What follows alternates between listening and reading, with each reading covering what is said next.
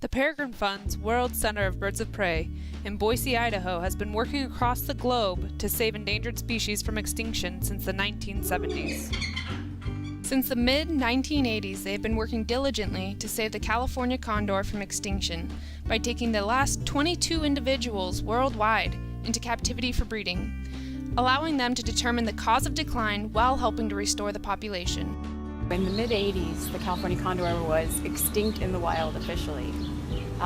Today, the condor number is around 450 birds in the total world population, with more than half of those in the wild. Most notably known for their vast wingspan and awe-inspiring flight, the California condor plays a vital role in the ecosystem, keeping a clean and healthy environment for not only other wildlife, but humans as well.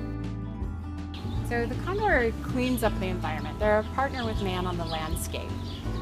Their job is to clean up the residual that we leave behind. People think that they're an unattractive animal when they see them just sitting around up close, but they really have their own beauty, and their beauty is in what they do and how they do it. The Peregrine Fund has been able to determine that the primary cause of decline in California condor populations is due to lead poisoning.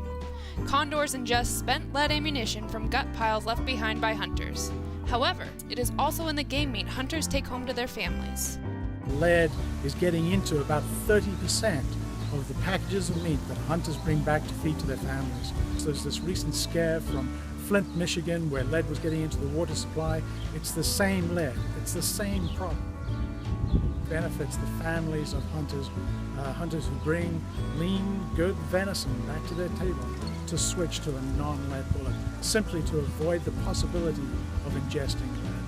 When you let hunters know what the issue is, how they can become the conservationists that save the California condor simply by switching to a non-lead bullet, they choose to do it. While the Peregrine Fund has seen great success in their captive breeding program, California condor populations will be unable to sustain themselves without intensive human monitoring and breeding programs unless we make one simple change to remove lead in their environment. The species can survive on its own. It can thrive on its own if we were to just remove the lead from the environment that is plaguing them.